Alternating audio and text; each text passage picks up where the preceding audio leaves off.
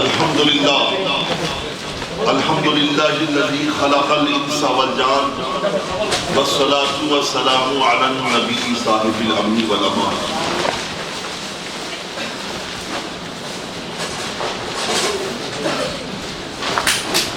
وعلى آلہ وصحبہ ما دام الملوان اما بعد فاعوذ باللہ من الشیطان الرجیم بسم اللہ الرحمن الرحیم الا ان اولیاء اللہ لا خوف علیہم ولا هم يحزنون الذین آمنوا وكانوا يتقون صدق اللہ العظیم وصدق رسولہ النبی الحبیب الامین المتین الکریم ونحن علی ذلک لمن الشاہدین والشاکرین والحمد للہ رب العالمین۔ درود پاک محبت کے ساتھ جھوم جھوم کر پڑھ لیجیے اللہم صلی علی سیدنا مولانا مولانا ملجانا محمد وعلی آلہ وصحبہ وبارک وسلم صلاۃ و سلام علیک یا سیدی یا رسول اللہ صلی اللہ تعالی علیک وعلی آلہ وسلم۔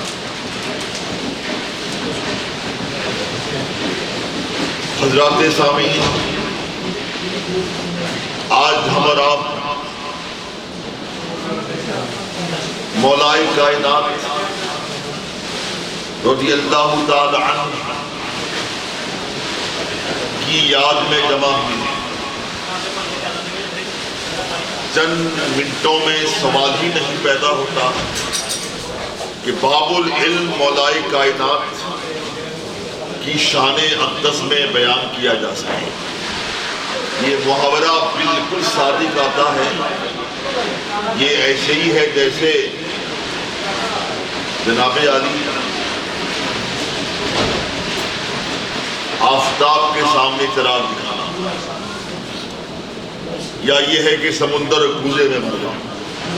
بہرحال مختصراً ہم اہم گوشے آپ کے سامنے پیش کرنا چاہیں گے چند منٹوں میں۔ آپ ضرور کام کرتے رہیں مگر ذرا سکون بنائے رکھیں۔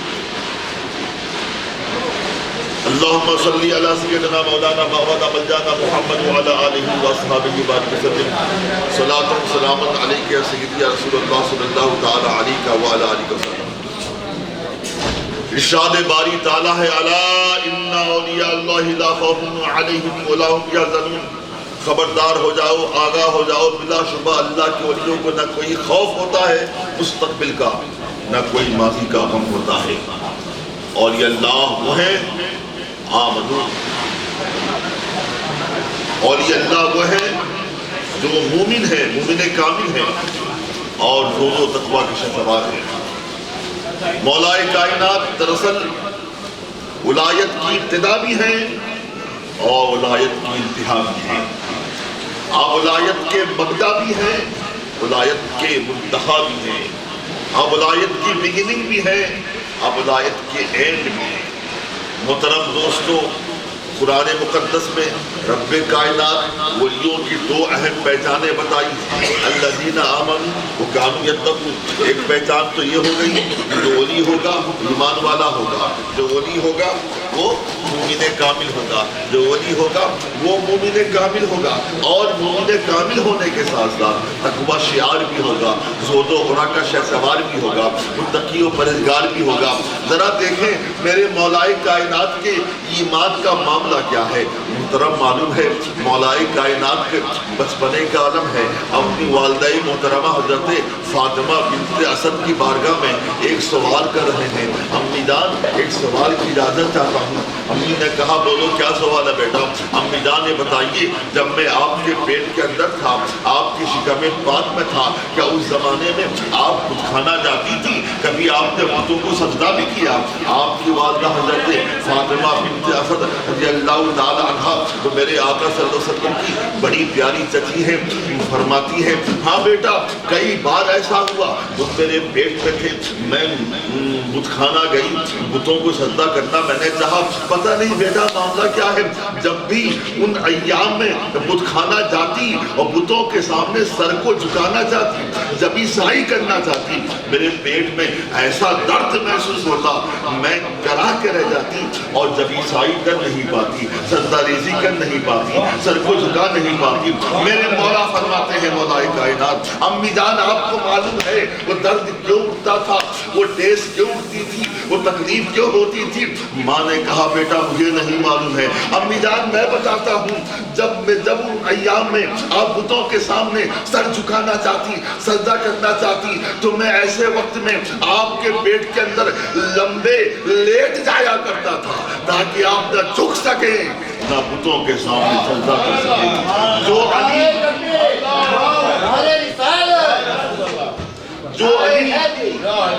جو علی اپنی ماں کے پیٹ کے اندر رہ کر اپنی ماں کو بتوں کے سجدے سے بچاتا ہو، بتاؤ اس علی کے ایمان کا مرتبہ کیا ہوگا، اس کے ایمان کی شان کیا ہوگی؟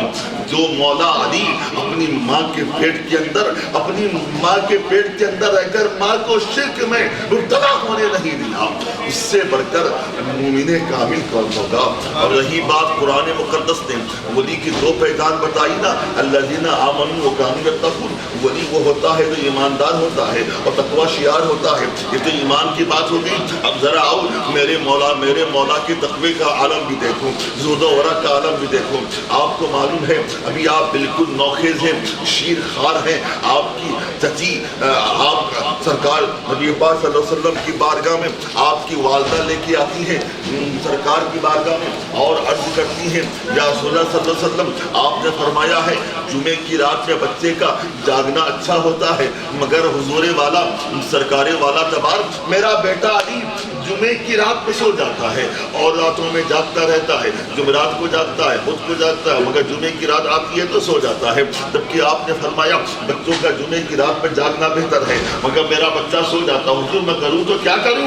میرے آقا فرماتے چچی جان گھبرانے کی ضرورت نہیں، آپ کو نہیں معلوم ہے رب کائنات نے آپ کے بیٹے علی کی روح سے ایک ایسا سبز پرندہ پیدا کیا ہے جو سبز پرندہ پورے آسمان پہ سیر کرتا ہے، اور سنو علی کی روح سبز پرندے کی صورت میں آسمانوں میں بالشت پر ایسی جگہ نہیں جہاں سجدہ ریزی نہ کی ہو، خدا کو یاد نہ کیا ہو، خدا کی بارگاہ میں جب عیسائی نہ کی ہو، لہذا گھبرانے کی ضرورت نہیں۔ یہ حضرت علی کے ایمان تقوی کا عالم ہے۔ رہی بات علم کی، یاد رہے ولایت بغیر علم کے نہیں ملتی۔ آج شعبدہ بازوں کی بڑی لمبی فہرست نظر آتی ہے، علم مقدم ہے، شریعت کے علوم حاصل کرنے کے بعد اور شریعت پر پوری پابندی کے بعد تب جا کر طریقت کا معاملہ شروع ہوتا ہے۔ جو شریعت سے ہٹ کے طریقت معرفت کی بات کرتا ہے وہ مار پیٹ تو ہو سکتا ہے، معرفت نہیں ہو سکتی ہے۔ شریعت مقدم ہے، علم ضروری ہے ولایت۔ محترم دوستوں میں خواہ علم درسگاہی ہو یا علم لدنی ہو، علم جانب اللہ تعالیٰ ہو، مولا کائنات کے علم کے بارے میں محترم اس سے بڑھ کے دلیل کیا ہوگی؟ میرے آقا فرماتے ہیں بڑی مشہور حدیث ہے، انا مدینۃ العلم وعلی بابها، میں علم کا شہر ہوں، علی اس کے دروازہ ہے۔ ارے میرے علی کتنے بڑے علم والے ہیں، کتنے بڑے فضل والے ہیں، کتنے بڑے علم والے ہیں۔ جاننا چاہتے ہو معلوم ہے مدینے کا بازار ہے، منافقین نے آپ کو گھیر لیا اور منافقین کہنے لگے علی یہ بتاؤ تمہارے رسول تو یہ کہتے ہیں کہ جب نماز پڑھنے کھڑے ہو تو یوں سمجھو گویا تم خداوند قدوس کو دیکھ رہے ہو، علی یہ بتاؤ کیا تم نے خدا کو دیکھا ہے؟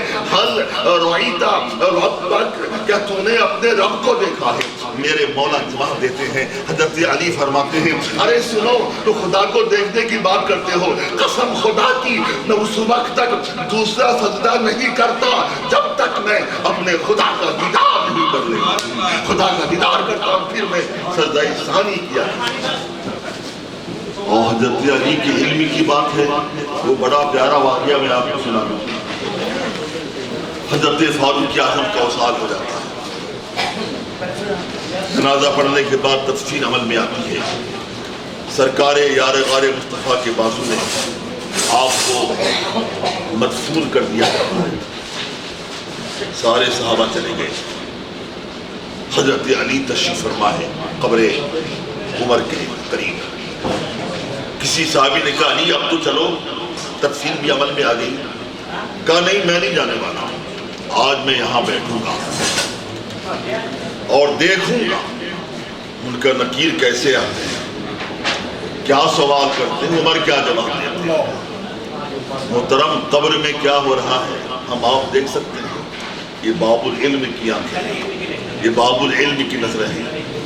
ایسا نہیں کہ آپ نے صرف کہہ دیا، دعویٰ کر دیا، بلکہ بعد میں آپ نے ساری باتیں من و عن بتائی.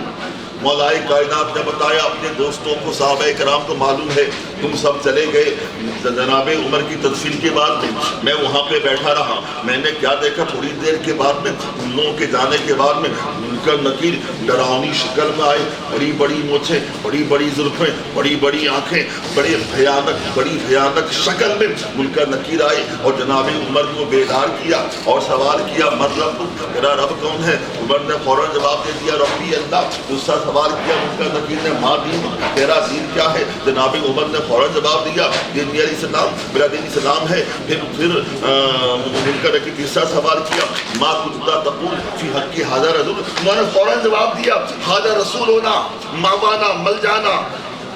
اس کے بعد مولا علی فرماتے ہیں میں نے کیا دیکھا، منکر نکیر ابھی کہنے ہی والے تھے نام کالنومۃ العروس، سو جا عمر جیسے دلہن پہلی شادی کی پہلی رات میں بے دھڑک سوتی ہے، بے دھڑک سوتی ہے، بے خوف و خطر سوتی ہے. وہ کہنے ہی والے تھے. جناب عمر نے پوچھا یہ منکر نکیر یہ بتاؤ تو میری قبر میں ایسی شکل لے کے کیوں آئے، تو بھیانک شکل ہے، ڈراؤنی صورت ہے، کیا تمہیں نہیں معلوم ہے رسول پاک کا غلام ہوں، رسول پاک کا صحابی ہوں، رسول پاک کا غلام ہوں. تم میری قبر میں، غلام رسول قبر میں تم ڈراؤنی شکل لے کے کیسے آ گئے.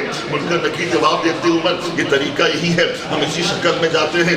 معلوم ہے جناب عمر کیا فرماتے ہیں منکر نکیر آج تمہیں میری قبر میں اس بات کا وعدہ کرنا ہوگا کہ آج کے بعد قیامت تک کسی غلام رسول کی قبر میں تم بھیانک چہرہ لے کر نہیں جاؤ گے، پیار بھری صورت لے کے جاؤ گے، رحمت بھرا چہرہ لے کے جاؤ گے. اور منکر نکیر نے وعدہ بھی کر لیا. معلوم ہے مولا علی کیا بولنے لگے عمر میں تجھ پہ قربان جاؤں، زندہ تھے، حیات ظاہری میں تھے، امت مصطفیٰ کو فائدہ پہنچا رہے تھے، قبر میں لیٹے بھی ہو امت مصطفیٰ کو فائدہ پہنچا رہے تھے. وما علیہ الا البلاغ المبین.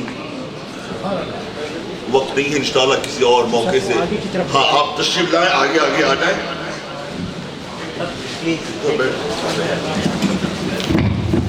آپ لوگ آگے آ جائیں، سامنے سب لوگ آ جائیں.